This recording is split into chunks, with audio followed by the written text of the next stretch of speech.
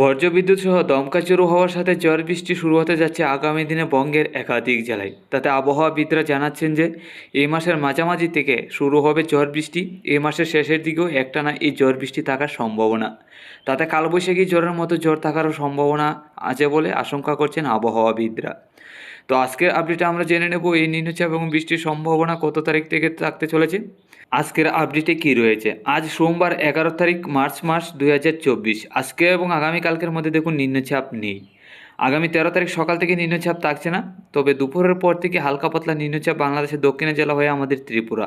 14 তারিখ সকাল থেকে নিম্নচাপ বা বৃষ্টির সম্ভাবনা নেই, তবে দুপুর থেকে হালকা পাতলা ঝড় বৃষ্টি শুরু হবে বাংলাদেশের দক্ষিণে খুলনা, বরিশাল, কুমিল্লা, চট্টগ্রাম এবং আমাদের ত্রিপুরা রাজ্যের দিকে।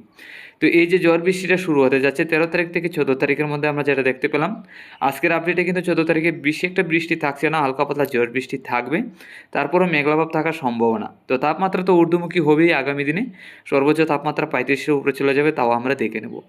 তো এই যে 13 তারিখ থেকে ঝড় বৃষ্টি শুরু হতে যাচ্ছে, এই ঝড় বৃষ্টিটা কিন্তু আর বন্ধ হবে না, একটানা এই ঝড় বৃষ্টিটা এই মাসের শেষের দিকেও থাকার সম্ভাবনা আছে।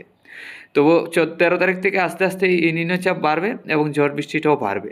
14 তারিখ থেকে 15 তারিখের মধ্যে দেখুন এই নিম্নচাপগুলি আরও বাড়তে দিকে, তাতে বজ্রপাত সহ ঝড় বৃষ্টি থাকার সম্ভাবনা।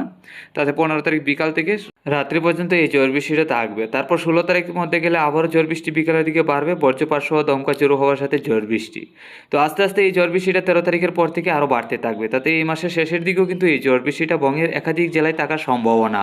এখন আমরা চলে যাচ্ছি তাপমাত্রায়। আস্তে আস্তে তো নিম্নচাপ এবং বৃষ্টি বাড়তে থাকবেই এই মাস ভরা, এই মাসের মাঝামাঝি থেকে। তো এখন চলে যাচ্ছি তাপমাত্রায়, দেখে নিচ্ছি আজকে এবং আগামীকালকের মধ্যে গরম কেমন থাকবে, তাপমাত্রা কেমন ঊর্ধ্বমুখী হবে। চলে এলাম তাপমাত্রায়। আজকে দুপুরের মধ্যে থাকবে 31 থেকে 32, ত্রিপুরা বাংলাদেশের একাধিক জেলায়, তাতে মোটামুটি গরম থাকবে অনেকটাই। আসামের শিলচর, শিলিগুড়ি, আলিপুরদুয়ার, গুয়াহাটির দিকেও 30 থেকে 31, এদিকেও গরম থাকবে।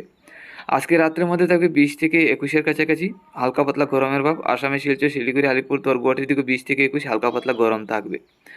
আগামীকাল সকালের দিকে 16 থেকে 17, তেমন বেশি একটু ঠান্ডা থাকছে না, তারপরে হালকা পাতলা ঠান্ডা থাকবে ত্রিপুরা বাংলাদেশের একাধিক জেলায়। তবে আগামীকাল দুপুরের দিকে তাপমাত্রা 1 ডিগ্রি বাড়বে, 30 থেকে 32-এর কাছাকাছি চলে আসবে। আমরা আগামী দিনগুলিতে যদি তাপমাত্রা লক্ষ্য করি, আগামী 13 তারিখের মধ্যে 34 ডিগ্রি সর্বোচ্চ তাপমাত্রা থাকবে, অনেকটাই গরম বাড়বে, 4 থেকে 5 ডিগ্রি তাপমাত্রা বাড়বে। 14 তারিখেরও তাপমাত্রা ঊর্ধ্বমুখী, 33 থেকে 34-এর কাছাকাছি। 15 তারিখের তাপমাত্রা 34 থেকে 35-এর কাছাকাছি থাকবে। তো আগামী 13 তারিখ থেকে তাপমাত্রা ঊর্ধ্বমুখী হতে যাচ্ছে, 4 থেকে 5 ডিগ্রি তাপমাত্রা বাড়বে, গরম বাড়তে চলেছে ত্রিপুরা বাংলাদেশ, আসামের শিলচর, শিলিগুড়ি, আলিপুরদুয়ার, গুয়াহাটির মধ্যে।